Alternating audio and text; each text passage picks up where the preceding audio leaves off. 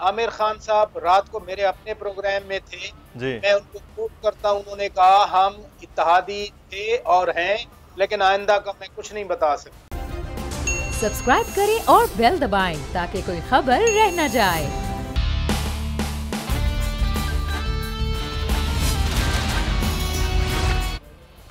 अस्सलामुअलैकुम। The special report with Mudassar Iqbal के साथ हाजिर खिदमत है। नाज़रीन, बड़ी हलचल सी नज़र आ रही है सियासी जमातों के अंदर, चाहे वो अपोजिशन में बैठी हों या चाहे वो इत्तेहादी जमातें हों। और ख़ुद इस वक्त हुक्मरान जमात पाकिस्तान तहरीक इंसाफ भी ये चाह रही है कि वो अवाम में आ जाए। सवाल ये है कि अब अवाम में पाकिस्तान तहरीक इंसाफ जो आ रही है वो सिर्फ बल्दियाती इलेक्शन है या उसका कोई ख़ास और भी वजूहात हैं, इस पर भी हम बात करेंगे। लेकिन ये जो हलचल ख़ास तौर पर पंजाब में और लाहौर में होती हुई नज़र आ रही है, और फिर उसके साथ ही हम ये देख रहे हैं कि इस्लामाबाद में ख़ासी तहरीक अदम एतमाद के हवाले से जो मीटिंग्स हो रही हैं उसमें अपोजिशन ख़ासी मुतमईन भी है।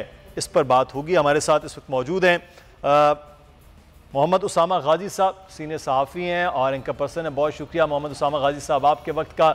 बाबर डोगर साहब ब्यूरो चीफ लाहौर हैं, सीनियर सहाफ़ी हैं, बड़ी अंदर की ख़बरें जान रहे होते हैं। बाबर साहब बहुत शुक्रिया आपके वक्त का। और शहर इक़्तिदार में जो मौसम है सियासत का वो कैसा है, शौकत पराचा साहब सीनियर सहाफ़ी तजज़ियाकार एंकर पर्सन हमारे साथ मौजूद हैं। पराचा साहब आपका भी बहुत शुक्रिया। पराचा साहब आपसे आगाज़ कर लेते हैं। सर, ये तहरीक अदम एतमाद के लिए बड़ी कॉन्फिडेंट सी नज़र आ रही है अपोजिशन। क्या नंबर्स गेम पूरी हो गई है या किसी वाकई नंबर से कोई उनको मुतमईन इत्मीनान मिला है कि जनाब ये तहरीक अदम एतमाद की जानिब जाया जा सकता है, या फिर जो मार्च की तैयारी हो रही है उस मार्च को पहले से कामयाबी दिलाने के लिए कोई ना कोई खबर, कोई ना कोई दिलासा, कोई ना कोई चीज़ हो चुकी है? ये क्या है सर? बहुत शुक्रिया। देखिए, जहां तक नंबर्स की बात है, अभी मिनी बजट में हुकूमत को 168 वोट मिले थे, 11 उनके बंदे एब्सेंट थे, तो 179 बन गया। अदम एतमाद की तहरीक से सिर्फ 8 वोट ज्यादा हैं। अगर 172 अपोजिशन ले लेती है तो फिर अदम एतमाद कामयाब हो जाएगा। ये तो हो गई नंबर्स की बात। अब दूसरी जो सियासी माहौल बना है, हमें ये जरूर ज़हन में रखना चाहिए कि हुकूमत के जो इत्तेहादी हैं उनकी एक्टिविटीज की वजह से ये माहौल बना है। और सबसे पहले जी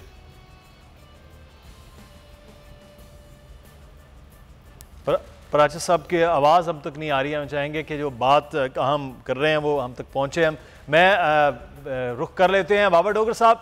लाहौर आपने बड़ा गरमा दिया। एक अचानक जो है वो कराची से भर भर के फ़्लाइट्स वहाँ आने लग गई, मुलाकातें होने लग गई, चाहे वो जरदारी साहब हों, चाहे वो मुत्तहिदा कौमी मूवमेंट हो, ख़ुद मुस्लिम नून और मुस्लिम क़ाफ के भी रवाबित होने लग गए। ये क्या चल रहा है?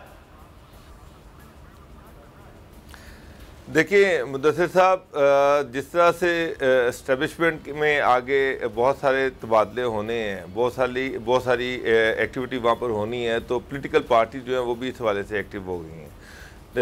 अभी रिसेंटली आसिफ अली जरदारी साहब और शहबाज शरीफ साहब की भी मुलाकात हुई। उसमें इत्फाक और जो तय पाया वो ये था कि जी हुकूमत के ख़िलाफ़ अदम एतमाद की तहरीक लेके आनी है। अब उसमें तहरीक को कामयाब बनाने के लिए सबसे अहम अलाइज़ हैं, जिसमें लाहौर से काफ लीग है, MQM है, GDA है, बाप की पॉलिटिकल पार्टी है, और इत्तेहादी जो है वो भी हुकूमत से खुश नहीं है, उसके खिलाफ स्टेटमेंट्स देते रहते हैं। काफ लीग भी दे रही है, MQM भी उनके खिलाफ स्टेटमेंट्स दे रही है, बाप भी हुकूमत से कुछ ख़ास खुश नहीं है। अब इशू ये है कि जो शहबाज शरीफ और आसिफ अली जरदारी साहब की मुलाकात हुई, असल में ये कॉन्फिडेंस बिल्डिंग मैयत थी।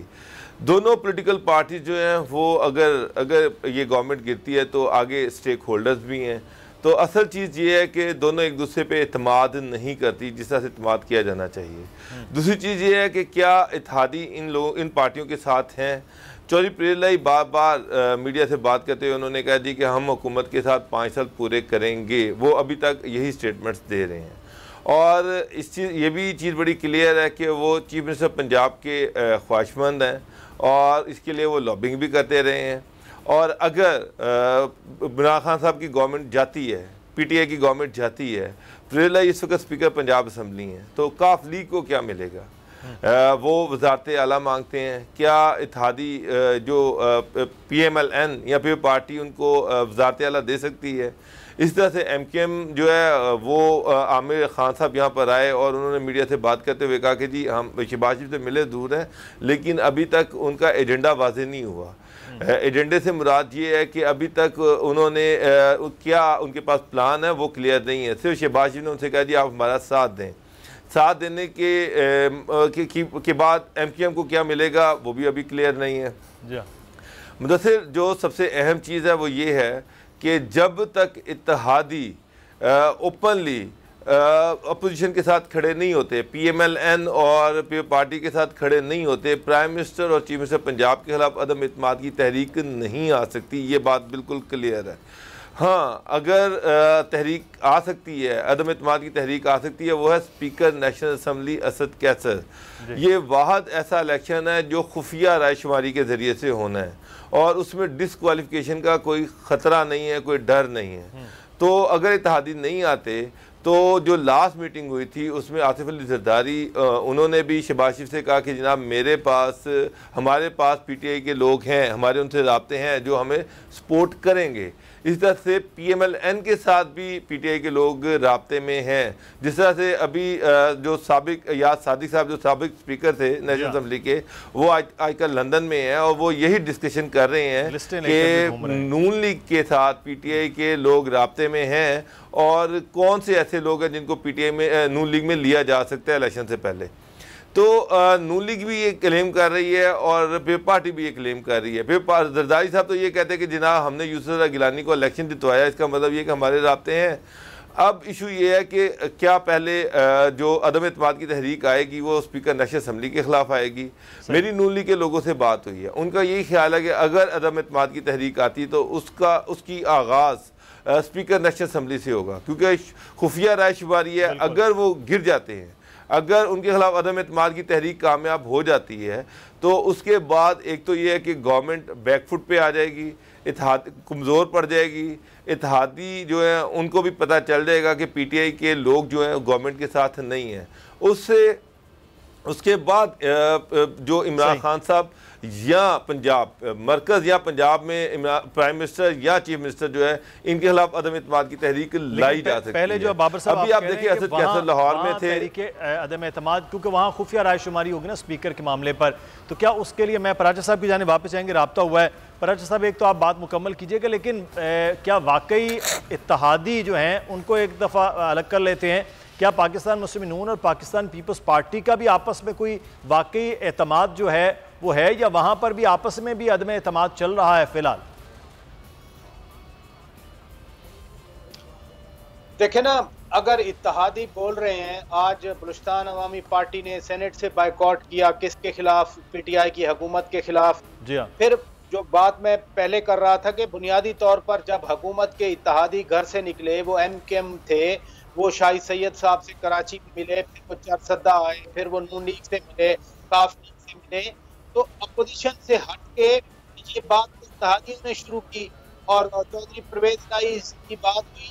कामिल अली आगा साहब सेनेटर हैं, उन्होंने तो वादे कर दिया कि हम रियासत के साथ हैं। तो एतमाद अगर शहबाज शरीफ और आसिफ जरदारी का नहीं भी है, लेकिन ये जो एक माहौल बन रहा है तो ये बज़ाते खुद एक एतमाद साजी कर दिया गया है। लेकिन अभी मैं कह नहीं सकता क्योंकि इत्तेहादी अभी बयान दे रहे हैं, एक पोजीशन ले रहे हैं, एक पोस्टर बना रहे हैं।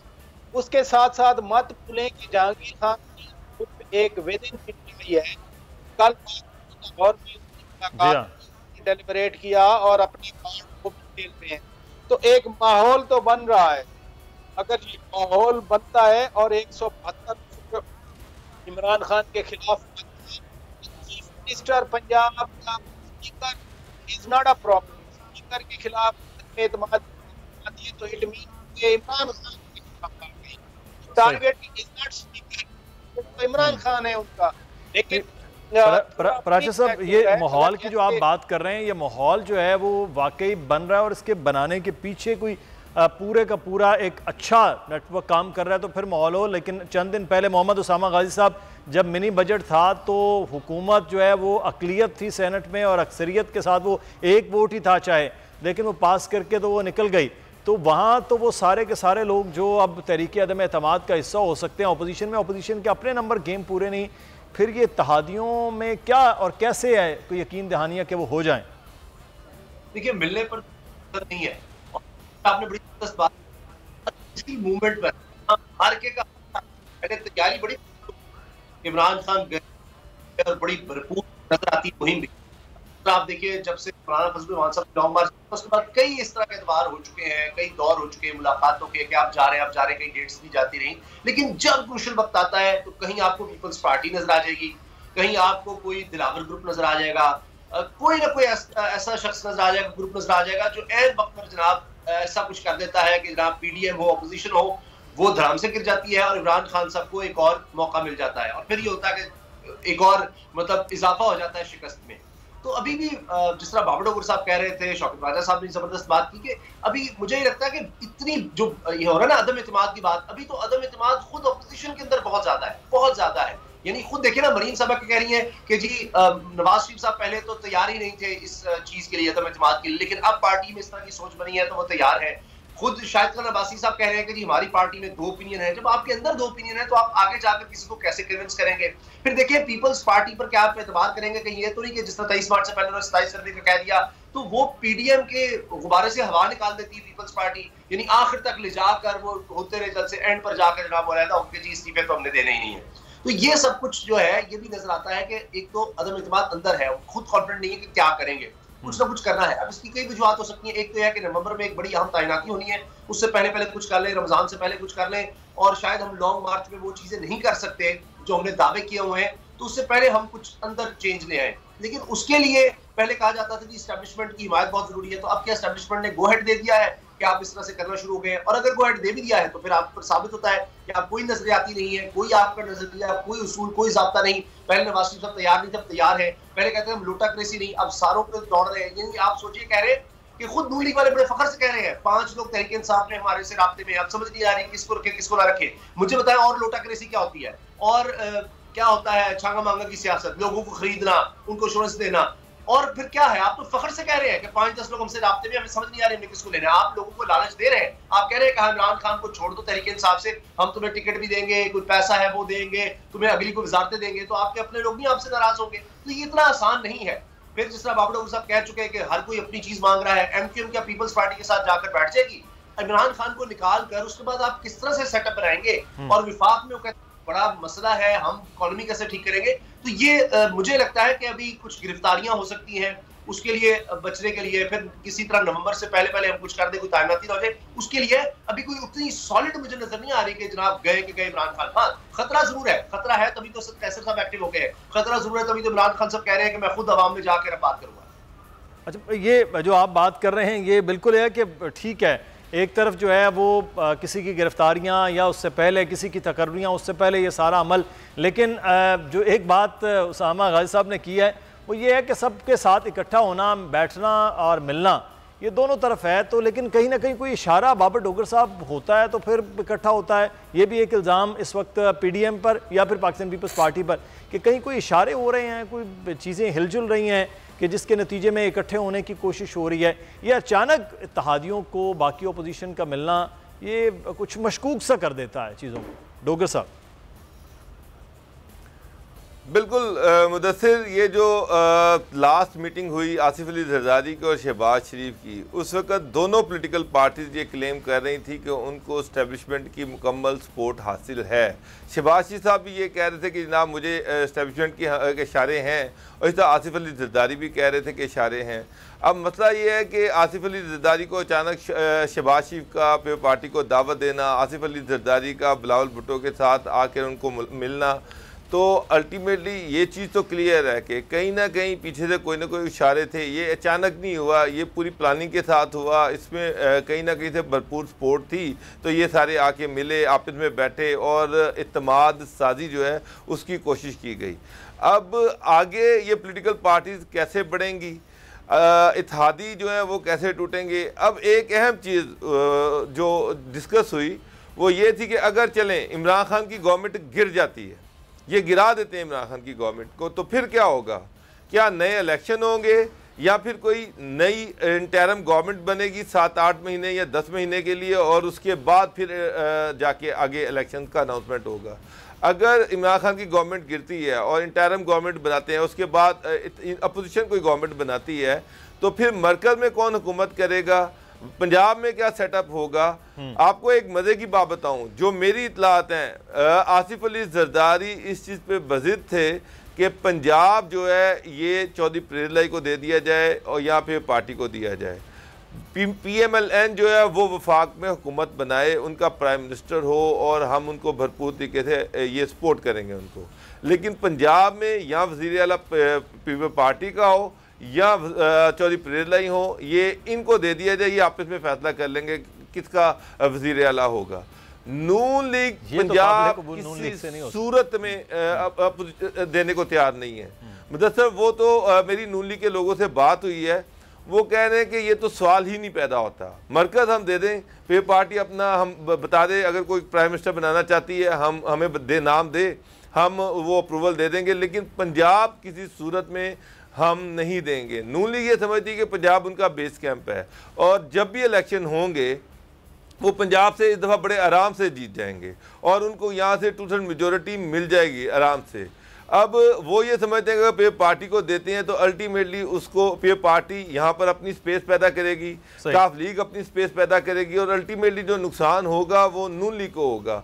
तो अभी चीज़ें क्लियर नहीं है कि अगर गवर्नमेंट गिरती है, इमरान खान की गवर्नमेंट गिरती है, तो आगे ये किस तरह से गवर्नमेंट फॉर्म करेंगे, मरकज में कौन होगा, पंजाब में कौन होगा, MKM को क्या मिलेगा, चौधरी को क्या मिलेगा। अगर की बुनियाद पर, ये मफरूजे की बुनियाद पर कि अगर होती है तो यहाँ पर किसके हाथ में क्या है। पराचा साहब, ये एक सवाल तो बहरहाल अहम है कि पीपल्स पार्टी है वो अपना स्टेक है, नून लीग का अपना स्टेक है। एक तो मैं चाहूँगा आप भी इस पर तबसरा करें। दूसरा एक चीज़ और है, हम इस तरफ तो मफरूजे पे कह रहे हैं, लेकिन सर हुकूमत भी तो अपने आप पत्ते खेलने की कोशिश कर रही होगी कि नाराज़ लोगों को मना लिया जाए। हुकूमती अरकान तो ये दावा करते हैं 5 लोग अपोजिशन से हमारे साथ राब्ते में है, 3 पंजाब से, 2 सिंध से, वो भी ये दावे कर रहे हैं, दावे इधर भी हो रहे हैं, दावे उधर भी हो रहे हैं। तो सर वो भी तो काउंटर स्ट्रैटेजी तो बना ही रहे होंगे ना इस पे। आ रही हैं वो इन दावों के बरअक्स हैं। मसलन जहांगीर खान तरीन ग्रुप की रात को भी मुलाकात हुई तो वो नजर आ गई ना हमें जी, MKM बाहर निकली वो नजर आ गई हमें। आमिर खान साहब रात को मेरे अपने प्रोग्राम में थे जी। मैं उनको कोट करता हूं, उन्होंने कहा हम इत्तेहादी थे और हैं, लेकिन आइंदा का मैं कुछ नहीं बता सकता। जो नजर आया आज पाकिस्तान अवामी पार्टी के सेनेटर ने से वॉकआउट किया वो हमें नजर आया। बिल्कुल जो चीजें नजर आ रही हैं अब वो तो हकीकत है। बाकी अगर कोई दावे हैं मैंने या 2 महीने इसके, वो महज दावे हैं, वो नजर नहीं आए। नंबर 1। दूसरी बात है कि क्या इसको मिलेगा।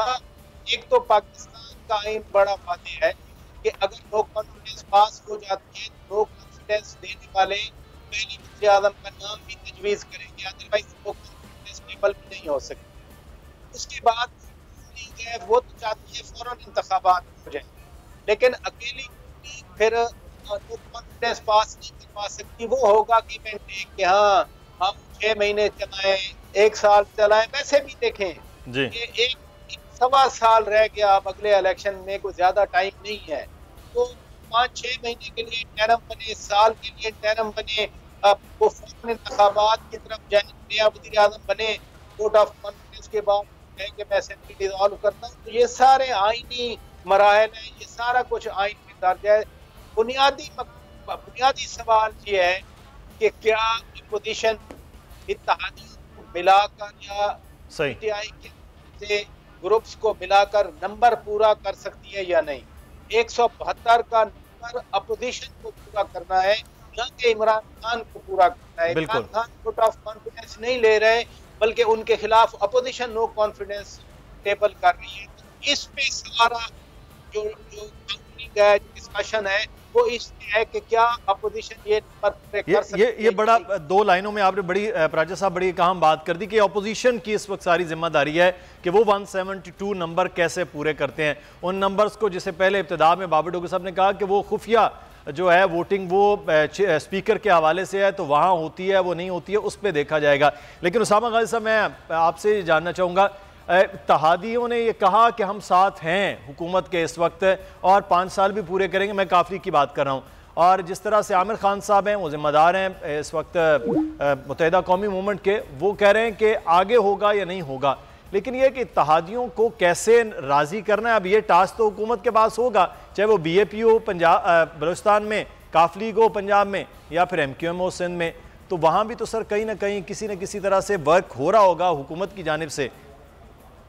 बिल्कुल सही बात है मुदस्सिर, और आपने देखिए असद कैसर साहब एक्टिव नजर आ रहे हैं, वो भी अपनी तैयारी कर रहे हैं। लेकिन ये जिस तरह आपने MQM की बात की, MQM का ये भी बयान आया था कि जी जब लोग खुश नहीं है, अवाम खुश नहीं है हुकूमत से, तो हम कैसे हो सकते हैं। लेकिन उसके बाद उन्होंने जो 13 साल पाकिस्तान पीपल्स पार्टी के गिनवाए, तो इतनी आसानी से किस तरह वो जाकर पीपल्स पार्टी के साथ मिल जाएंगे। क्योंकि देखिए ना, जब आपने 172 का नंबर पूरा करना है तो उसमें आप पीपल्स पार्टी भी शामिल होगी, तो इसका मतलब है कि आप इमरान खान को छोड़कर आप पीपल्स पार्टी का साथ दे रहे होंगे। फिर एक और चीज कि इमरान खान साहब को इससे बहुत ज्यादा फायदा भी हो जाएगा। वो इस तरह के वो कहेंगे देखिए जी हमें तो पूरे नहीं करने दिया गया टाइम, और उसमें फिर वो क्या कहेंगे, मैंने एब्सोल्युटली नॉट कहा, मैं अमेरिका के खिलाफ बोलता रहा, मैंने भी कहा कि जी अमेरिका धोखा देता है, अमेरिका हमारे खिलाफ साजिश कर गया, मैं रूस की तरफ जा रहा था, मैं चीन से मिलकर आया था, और उसके बाद ये सारी गेम हो गई। ये हमारे होता है, और पहले कह चुके मैं ज्यादा खतरनाक हूँ। तो एक इतना खौफनाक बयानिया वो बना लेंगे कि ये आप देखिएगा कि लोग उस वक्त फिर भूल जाएंगे कि जी महंगाई थी या क्या वजह थी। वो कहेंगे नहीं जी इमरान खान के साथ तो बहुत ज्यादा जुल्म हो गया, इमरान खान के साथ ज्यादती हो गई। यानी वो देखे ना कि अभी नवाज शरीफ साहब किस तरह निकाले गए, मुझे क्यों निकाला, वो एक लंबी तहरीक चलती रही। तो इमरान खान साहब के पास भी उसामा साहब आप जो कह रहे हैं कि वो एक बड़ा बयानिया बन जाएगा अगर उनको इस तरह से हुकूमत से फारिग किया जाए। मोहम्मद उसामा गाजी साहब, बाबर डोगर साहब आपका भी, और शौकत पराचा साहब, आप तीनों अहबाब का शुक्रिया अदा करते हैं जी। सीनियर सहाफ़ी कुछ खबरें भी हमें दे के गए हैं और कुछ हालात का तज्जिया भी। हमें यहाँ पर एक ब्रेक लेना है, ब्रेक के बाद वापस आएंगे, फिर एक बड़े अहम मौजू के हवाले से बात की जाएगी। हमारे साथ रहिएगा।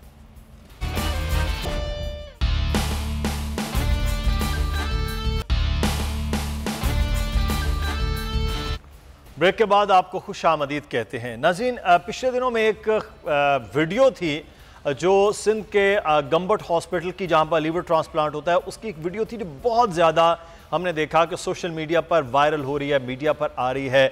और उस वीडियो में एक खातून जिन्होंने अपना जो जिगर है वो ट्रांसप्लांट के लिए वो अपने मियाँ को डोनेट किया, और उस वक्त जो डॉक्टर थे मौजूद उनके साथ, उन्होंने उनसे गुफ्तगू की, जिन्होंने उनका ये पूरा प्रोसेस किया, ऑपरेशन किया, और वो जिस किस्म के जज्बात थे एक बीवी के अपने शौहर के लिए, वो बड़े लाजवाल और बड़े खूबसूरत थे। उस जो ये पूरा प्रोसेस हुआ, ऑपरेशन हुआ है, उसके जो डॉक्टर हैं, डॉक्टर अफान कैसर साहब सर्जन हैं, लीवर ट्रांसप्लांट गम्बट हॉस्पिटल में मौजूद होते हैं, इस वक्त हमारे साथ प्रोग्राम में मौजूद हैं। एक तो हम उनसे इस सारे वाक़े के हवाले से जानेंगे। डॉक्टर अफान कैसर साहब, बहुत शुक्रिया हमें वक्त दिया है।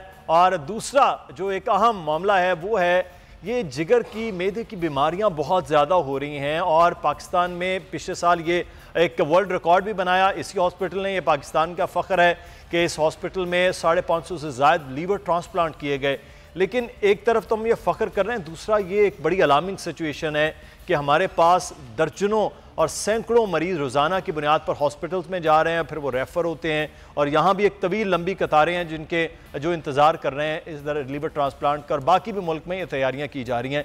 आज हम डॉक्टर साहब से इस पर भी मशवरा लेंगे कि क्या चीज़ों की एहतियात होनी चाहिए। डॉक्टर साहब बहुत शुक्रिया। पहले तो सर ये बड़ा एक लाजवाल सी आपकी वीडियो थी, आपने रिकॉर्ड की, जो मियाँ बीवी के ये एक मोहब्बत भी है हम कहेंगे।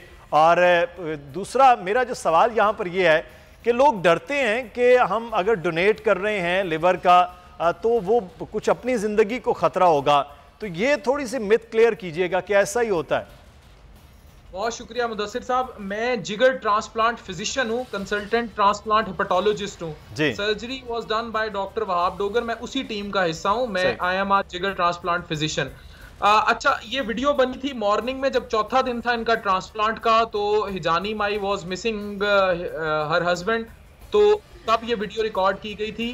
डोनेट का आपने सवाल किया, जो लिवर डोनर होता है 200 में से एक को रिस्क होता है, या आधा कह लें ये रिस्क होता है जान जाने का। अदरवाइज लिवर डोनर जो है वो हम 5 से 6 दिन बाद डिस्चार्ज कर देते हैं, और ऑलमोस्ट 15 दिन बाद वो बिल्कुल एक नॉर्मल जिंदगी गुजारता है जैसे एक आम आदमी गुजारता है, और जो लिवर का हम हिस्सा लेते हैं वो दोबारा रीजनरेट कर जाता है, ग्रो कर जाता है। सही। अच्छा, तो ये कोई ख़तरा नहीं होता कि इसमें जो आप बता रहे हैं कि सिर्फ है कि लोगों को ये खौफ होता है कि यार अच्छा मेरा तो अपना कट लग जाएगा, मेरा तो अपना ऑपरेशन हो जाएगा, और दूसरा ये है कि अगर जो डोनेट करने वाले हैं उनका कोई ज़रूरी है कि सिर्फ वो सेहतमंद लोग होने चाहिए, उसके लिए कोई कंडीशन है? जी, बहुत कम लोगों को ये पता है कि मेरे वालिद साहब का 2015 में लिवर ट्रांसप्लांट हुआ था and I was the one जिसका पूरा डोनर का वर्कअप हुआ था। अनफॉर्चुनेटली मैं नहीं दे पाया था। अच्छा। डोनर जो होता है वो एट रिस्क जरूर होता है, लेकिन जब वर्कअप में हम चीजें देखते हैं तो 18 से 40 साल उम्र होनी चाहिए डोनर की। उसको हेपेटाइटिस बी और सी का मर्ज नहीं होना चाहिए। उसके जिगर का LAI इंडेक्स निकलता है, जिगर पर चर्बी नहीं होनी चाहिए, क्योंकि जब हम जिगर रखते हैं हमें फंक्शनली गुड रेमिनेंट चाहिए होता है ताकि वो नए इंजन जो इंजन हम रखेंगे दूसरी गाड़ी में, हम टर्म यूज करते हैं, तो वो उस गाड़ी को चला दे। अगर उसमें चर्बी होगी तो वो जिगर उठा नहीं सकेगा। इसीलिए हमें फैटी लिवर के जो मरीज होते हैं या जिनका LAI खराब होता है, लिवर एटेन्युएशन इंडेक्स जो होता है, वो नहीं दे सकते, वो डोनर अच्छे साबित नहीं होते। फिर इसमें बहुत सारी और चीजें देखी जाती हैं जो सर्जन बेहतर कमेंट कर सकते हैं, जिसमें वैस्कुलर एनाटॉमी है क्योंकि उन्होंने ऑपरेशन करना होता है, बिलियरी डक्ट्स हैं, सारा कुछ देखा जाता है। और ये भी ऐसा नहीं है कि जिस भी पेशेंट का सिरोसिस हो गया वो लिवर ट्रांसप्लांट कैंडिडेट है। लोग हमारे पास धड़ाधड़ रेफर होकर आ जाते हैं, जरा सी सिरोसिस होती है वो आ जाते हैं। हर लिवर सिरोसिस का पेशेंट लिवर ट्रांसप्लांट कैंडिडेट नहीं होता। अच्छा डॉक्टर साहब, मैं एक चीज़ यहाँ पर बड़ी इंपॉर्टेंट है, जानना चाहेंगे, बहुत ज़्यादा मरीज़ हैं जिनका ये इशू हो रहा है और अब आप ज़्यादा बेहतर तौर पे बता सकें, नंबर्स हर आने वाले साल में ज़्यादा है, क्या बुनियादी वजह है कि ये बीमारी इस तरह से फैल रही है? अवेयरनेस कम थी मुदस्सिर साहब। आपने देखा मेरी वीडियोस पे जब इतना ज़्यादा मैसिव फीडबैक आया, उसकी रीज़न ये थी कि हेपेटाइटिस बी और सी, खुसूसी तौर पर हेपेटाइटिस बी सिंध और बलूचिस्तान में हर तीसरे बंदे को है। अच्छा। उसकी रीजन ये है कि ये लोग वैक्सीनेट ही नहीं हुए बी के खिलाफ, और सी का अब 3 महीने का ट्रीटमेंट है। लोग जाके अपना टेस्ट ही नहीं कराते। इनको तब पता लगता है जब इन्हें खून की उल्टियां आती हैं, पेट में पानी पड़ता है, बेहोशी के दौरे होते हैं, जिगर खराब हो चुका होता है, जब वो सिरोटिक हो चुका होता है, यानी हेपेटाइटिस बी या सी या लिवर कैंसर हो जाता है। तो जब हेपेटाइटिस बी और सी बुरी तरह जिगर को बर्बाद कर देते हैं, तब मरीजों को ये होश आता है या पता लगता है कि यार हमें बी या सी का मर्ज था, तो हम उसका पहले इलाज करा लेते हैं। अब तो बड़ा बेहतरीन दवाइयों की सूरत में इलाज मौजूद है किसी किस्म के जो पुराने ज़माने। तो डॉक्टर साहब कैसे पता चले? बंदा तो वैसे भी कोई बीमार होता है, पेट में दर्द होता है, अलामात घर में बैठे हुए कैसे मालूम हो कि ये चीजें? पूरी दुनिया में अवेयरनेस है कि हेपेटाइटिस बी और सी के स्क्रीनिंग कैंप्स लगते हैं, लोग जाके स्क्रीनिंग कराते हैं। ठीक है, आप लोग आज घरों में जो मुझे देख रहे हैं बोल की स्क्रीन पर, वो अभी जाएं स्क्रीनिंग कराएं, अपने आप को हेपेटाइटिस बी और सी की स्क्रीनिंग कराएं। अगर बी पॉजिटिव आ जाता है तो किसी अच्छे स्पेशलिस्ट को दिखाएं, सी पॉजिटिव आ जाता है तो उसका PCR कराएं। 3 महीने का ट्रीटमेंट है सिर्फ हेपेटाइटिस सी का, और सी मर जाता है। अच्छा, तो ये अलामात के हवाले से मैं जानना चाह रहा हूँ कि वैसे क्या चीज़ें अमूमन होती हैं, किसी की तबीयत खराब, क्या अलामात में आता है? नॉर्मली बी और सी अगर जिगर को डैमेज कर रहा है तो वो तब तक सामने नहीं आता जब तक लिवर मुकम्मल डैमेज ना हो जाए, पेट में पानी ना पड़ जाए, खून की उल्टियां ना हो जाए, बेहोशी के दौरे ना पड़े, या लिवर कैंसर ना हो जाए, या बंदा एकदम वेट लूज करना ना शुरू कर दे बगैर किसी वजह के, तो वो नहीं आती। जिस्म टूटता है हेपेटाइटिस बी सी के मरीजों का, दर्द होती है जिसमें, थकावट ज्यादा होती है, नकाहत होती है, डिप्रेशन में चले जाते हैं। लेकिन क्योंकि ये एक ऐसी अलामात है जो नॉर्मली भी सोसाइटी में पाई जाती है, इसलिए लोग से बी या सी से रिलेट नहीं करते और वो स्क्रीन नहीं कराते खुद। अच्छा, तो अगर डॉक्टर साहब ये तमाम तर चीज़ें हैं तो ये क्या ख़ास किसी लोगों में है, मतलब कि खाने पीने के बेहतियाती है, क्या वजूहात हैं कि ये चीज़ें होती हैं, इसकी क्या रीजंस है? हेपेटाइटिस बी और सी खाने से नहीं फैलता। अच्छा, ये अज़दवाजी ताल्लुकात से भी बहुत ज्यादा नहीं फैलता जो गैर अज़दवाजी ताल्लुकात हैं। बी फैलता है, सी की भी कम लिमिट है, लेकिन जो ज्यादा ट्रांसमिशन है वो ऐसे है कि खानदानों को हुआ, माँ से बच्चे को लग गया, पैदा होते वर्टिकल ट्रांसमिशन, या गैर ये सिरिंजेस का इस्तेमाल शुदा सिरिंजेस का, इंतकाले खून के वक्त चेक ना करना, ऑपरेशन में गंदे आलात का इस्तेमाल, डेंटिस्ट के पास गंदे आलात का इस्तेमाल, हजाम जो हमारे नाई बैठे हुए दरख्तों के नीचे, रेजर चेंज ना कराना, कोई कैंचियां यूज करना, ये हेपेटाइटिस बी और सी का जहां भी ब्लड टू ब्लड कांटेक्ट होगा वहां हेपेटाइटिस सी फैलेगा। सही फैलेगा। सही। अच्छा डॉक्टर साहब, अब हम कुछ बात कर लेते हैं ट्रांसप्लांट के हवाले से। एक सवाल बड़ा हमारे पीछे प्रोड्यूसर साहब मेरे बार बार पूछे, वो कह रहे हैं कि जो डोनर है वो एक ही दफ़ा का डोनर हो सकता है और वो उसको तो नहीं फिर ख़तरा हो जाता कि वो इस चीज़ का मुब्तला हो जाए, या जैसे हम ब्लड डोनेट करते हैं हर साल 3-3 4-4 बार भी डोनेट कर लें तो कोई मसला नहीं। तो इसके हवाले से बताइए कि अच्छा डोनर हो वो 1 बार 2 बार 3 बार डोनेट कर सकता है? No, donor can be only once. वो एक ही दफ़ा डोनेट कर सकता है, दोबारा डोनेट नहीं कर सकता। उसका हम राइट लोब लेते हैं या लेफ्ट लोब लेते हैं। अमूमी तौर पे जिन माओं ने अपने बच्चों को दिए उनका हम लेफ्ट लोब लेके ही लगा देते हैं, तो वरना राइट लोब लग जाता है तो जब डोनेट कर देते हैं तो वो दोबारा डोनेट नहीं कर सकता, एक ही दफा। सही। अच्छा डॉक्टर साहब, दूसरी एक बड़ी आपके हॉस्पिटल के हवाले से हमने एक प्रोग्राम बाकायदा तौर पर ये किया था बोल की स्क्रीन पर, क्योंकि ये बड़ी हैरानकुन सी चीज़ है कि सबसे बड़ा शहर हमारे पास पूरे पाकिस्तान में कराची है, लेकिन सबसे बेहतरीन जो दुनिया के चंद हॉस्पिटल्स में से है वो गंबट में है। और ये एक हैरानकुन था लोगों के लिए भी जब हम लोगों ने डायरेक्टली हमसे रब्ता किया कि वहाँ इतना वाकई बड़ा काम हो रहा है। तो ये हॉस्पिटल में आप लोगों के ये डॉक्टर्स कहाँ से हैं? शहर छोटा सा है, जगह छोटी सी है, और डॉक्टर्स तो बड़े अच्छे शहरों में रहना चाहते हैं, बड़े प्राइवेट क्लिनिक्स जाना चाहते हैं। ये कैसे आप लोगों ने यहाँ मैनेज किया हुआ है? आप लोग रहते हैं, आपका अपना ताल्लुक भी शायद पंजाब से है। जी, डॉक्टर अब्दुल वहाब डोगर मेरे बड़े भाइयों की तरह उन्होंने प्रोग्राम इनिशिएट किया तो ही कॉन्टेक्टेड मी। मैं फिर यहाँ आ गया एज अ ट्रांसप्लांट हेपेटोलॉजिस्ट। मैंने चाइना से भी फेलोशिप की थी। मैं कायदे आजम मेडिकल कॉलेज का ग्रेजुएट, डॉक्टर वहाब डोगर साहब भी कायदे आजम मेडिकल कॉलेज के ग्रेजुएट थे, मेरे सीनियर थे। तो हम इधर आ गए। ये रिमोट एरिया है गंबट, इसे यहाँ करना मुश्किल है, चीजें करनी मुश्किल होती हैं, लेकिन अल्टीमेटली ये डॉक्टर्स की बहुत बड़ी सेक्रीफाइस है यहाँ जितने भी हैं कि वो लो सैलरीज पे। अब यहाँ जो कुछ है ट्रांसप्लांट, जैसे मेरे वालिद साहब का ट्रांसप्लांट हुआ है प्रोफेसर कैसर महमूद साहब का, मैं उस मोटिवेशन पर यहाँ हूँ। तो जितने भी लोग हैं उस मोटिवेशन के तहत काम कर रहे हैं। यहाँ सैलरीज भी कम है, यहाँ सहूलियात का भी फुकदान है, यहाँ मसले हैं। गंबट बहुत रिमोट जगह है। अब कराची में इसलिए नहीं हुआ क्योंकि ये इनिशिएटिव यहाँ लिया गया। डॉक्टर कलीम बख्श भट्टी हैं जो डायरेक्टर हैं। सिंध गवर्नमेंट अच्छा खासा फंड कर रही है यहाँ, तो बस ये इनिशिएटिव यहाँ से स्पाइक अप हो गया। अब यहीं ट्रांसफर। अच्छा डॉक्टर साहब, अब ये गंबट में तो ये इलाज हो रहा है, लेकिन ये इस इलाज को इस तरह से तेज़ी से फैलाया जाए, यानी कि कराची हो, लाहौर हो, बाकी जो बड़े शहर और जो मुल्तान जैसे है पूरा एक जनूबी पंजाब का मरकज़ है वहाँ पर, और फिर बलूचिस्तान से यहाँ लोग पहुँचते हैं, कोयटा में कोई ऐसी सहूलत, तो क्या ऐसी तैयारी भी कर रहे हैं कि यहाँ सिर्फ आप ऑपरेशन ही कर रहे हैं, यहाँ इलाज कर रहे हैं, यहाँ से पूरी ट्रेनिंग हो और इस चीज़ों को फैलाया जा सके? कोई ऐसी भी तैयारी हो रही? बिल्कुल, डोगर साहब जो हैं वो अपने सर्जिकल फेलोज बिल्कुल तैयार कर रहे हैं और बहुत ज़बरदस्त तैयार कर रहे हैं। और इसी तरह हम ट्रांसप्लांट हेपेटोलॉजिस्ट, मैंने भी फेलोशिप यहाँ की, यहीं कंसल्टेंट लग गया, फिर एनेस्थेटिस्ट भी इसी तरह। तो टीम तो तैयार हो रही है। अब ये इम्प्लांट होगी। अब ज़रूरत इस समर की है कि हेल्थ कार्ड पर लिवर ट्रांसप्लांट को पैन पाकिस्तान लॉन्च किया जाए, यूनिट्स को लॉन्च किया जाए, इस मिथ को छोड़ा जाए। पहले प्राइवेट माफिया ने लिवर ट्रांसप्लांट को कैप्चर किए रखा है, उन्होंने लिवर ट्रांसप्लांट पे कब्जा किए रखा है। 70-70, 80-80 लाख का ट्रांसप्लांट होता था और सिखाया नहीं जाता था, लोग ट्रेंड नहीं होते थे। अब दुनिया बदल चुकी है। Now it's a time of revolution. मैं आपको यहाँ ब्रेकिंग दूं कि वो ट्रांसप्लांट जिसकी कॉस्ट 70 लाख रुपया थी और मेरे वालिद साहब का 1 करोड़ का हुआ था चाइना में, वो ट्रांसप्लांट की कुल लागत हॉस्पिटल में 15 से 20 लाख है। बाकी जो भी लिया जाता है वो एक्स्ट्रा लिया जाता है, वो हॉस्पिटल चार्जेस होते हैं या व्हाटएवर, वो कॉस्ट नहीं है।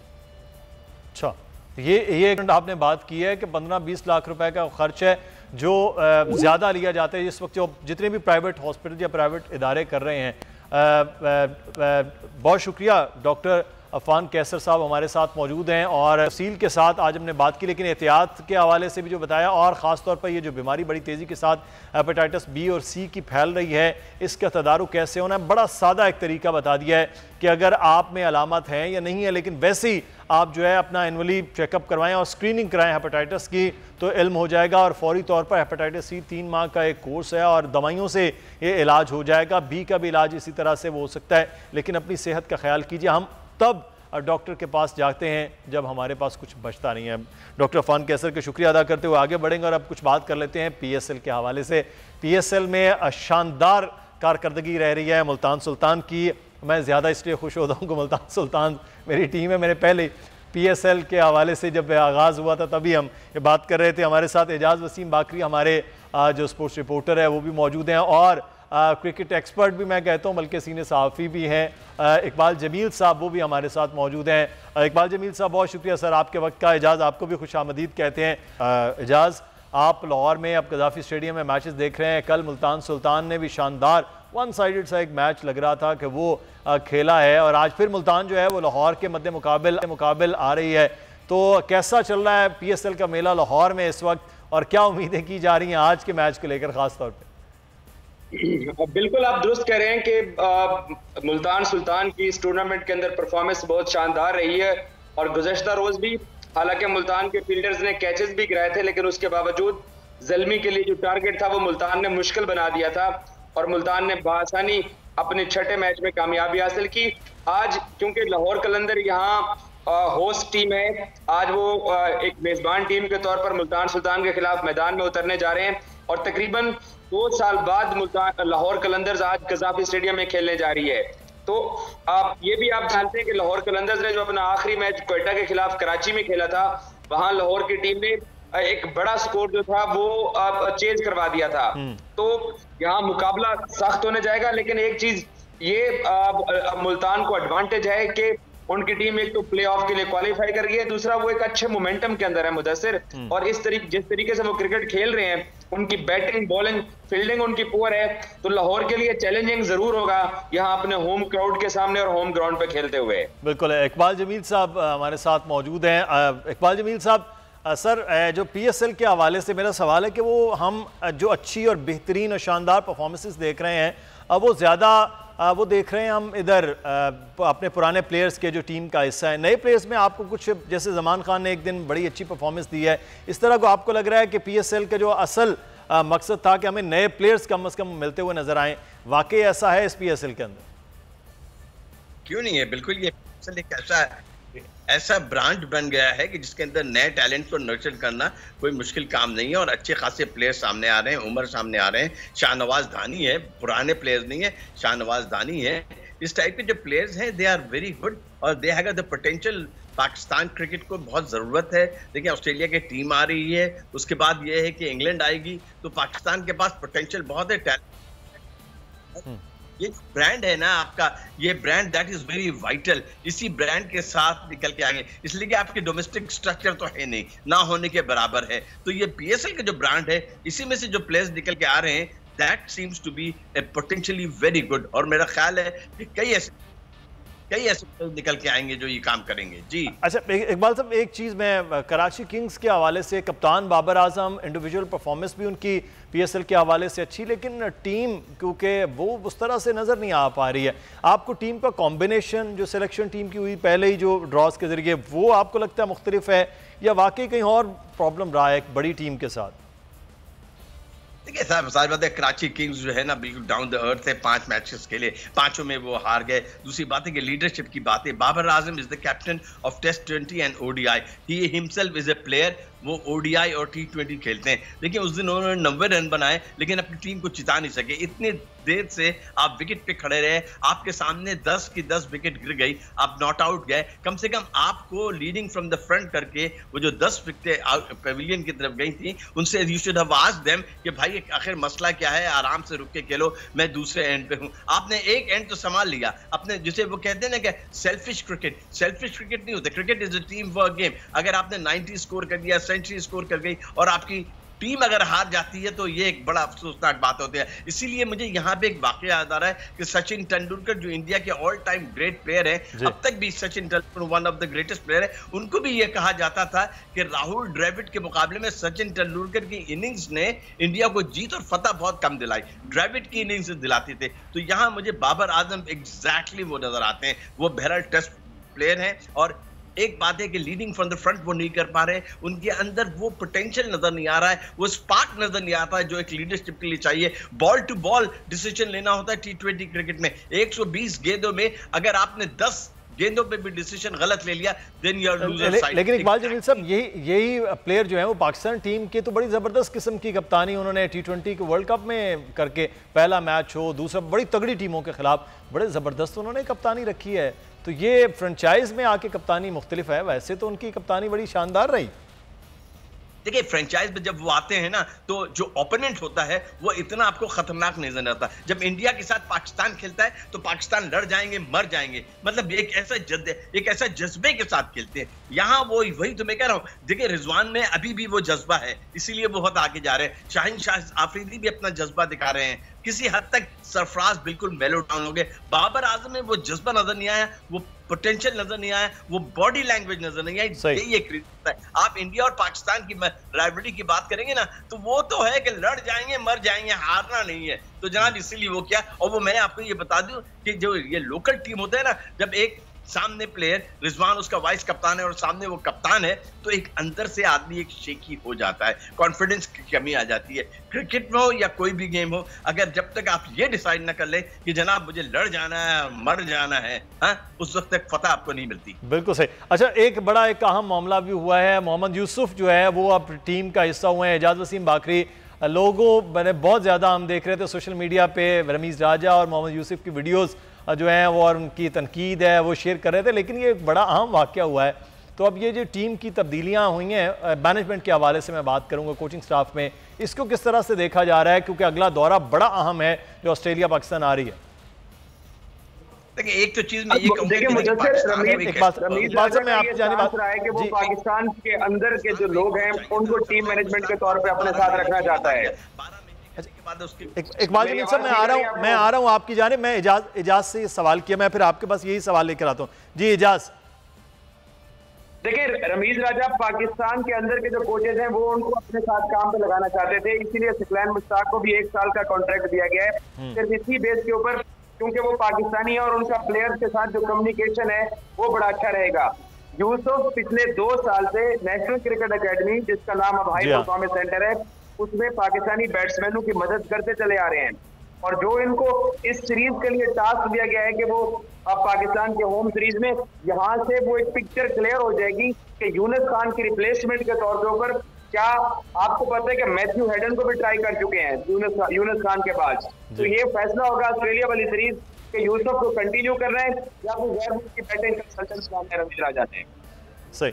अच्छा इकबाल जमील साहब, मोहम्मद यूसुफ कैसा आप समझते हैं कि बैटिंग कोच के तौर पर पाकिस्तान टीम में किस तरह से, वो भी बड़े खासे मजे हुए प्लेयर रहे हैं और बड़े उनके भी बड़ा स्ट्राइक रेट ज़बरदस्त किस्म का, अपना टेस्ट हो या वनडे हो, तो मोहम्मद यूसुफ को कैसे देख रहे हैं सर टीम मैनेजमेंट में? देखिए बेसिकली मोहम्मद यूसुफ जो है ना वो टेस्ट के प्लेयर है। और दूसरी बात माफ कीजिएगा, ये जो इख्तिलाफ आप लोगों ने निकाल दी है और इंटरनेशनल क्रिकेट में भी आ गया कि बैटिंग कोच अलग होता है, बॉलिंग कोच अलग होता है, फील्डिंग कोच अलग होता है, फिजियोथेरेपी अलग होता है, ये चोचले पहले नहीं होता करते थे। पहले कोई एक कोच होता, पहले तो क्रिकेट में कोच ही नहीं था। क्रिकेट में जो कोच का कॉन्सेप्ट आया है ये मॉडर्न डे टेक्नोलॉजी की वजह से आया है। बॉब बूमर जो जहानी बॉब बूमर है जो लैपटॉप लेके बैठा करते थे उस जमाने से आया है। पहले तो क्रिकेट या सिर्फ हॉकी में फुटबॉल में हुआ करता था, वो आपने इनहेरिट करके इसके अंदर डाल दिया, लोगों की तादाद आपने बढ़ा दी है, खर्चे बढ़ा दिए हैं। ठीक है, मोहम्मद यूसुफ की जहां तक बात है वो टेस्ट के बड़े अच्छे कोच हैं, इसमें कोई शक नहीं। He is a good batsman, उनका करियर रिकॉर्ड रहा है, लीडिंग फ्रॉम द फ्रंट रहे हैं। एक जमाने में इंटरनेशनल एरिया में इनका बड़ा उरूज था, बड़ा नाम था और बहुत ही अच्छी उन्होंने क्रिकेट खेली है, खासतौर पर पाकिस्तान के लिए। एक जमाने में वो तो सर अब ये इकबाल साहब आप देखते हैं कि पाकिस्तानी टीम के लिए क्या करते हैं, ये बड़ा एक अहम मामला है। आज का मैच भी इंजॉय कीजिए जी, मुल्तान का आज लाहौर के साथ मैच होने जा रहा है। बहुत शुक्रिया इकबाल जमील साहब आपके वक्त का, और एजाज वसीम बाकरी साहब आपका भी बहुत शुक्रिया अदा करते हैं। प्रोग्राम से मुदस्सिर इकबाल को इजाज़त दीजिए, अपना ख्याल रखिएगा, अल्लाह हाफ़िज़।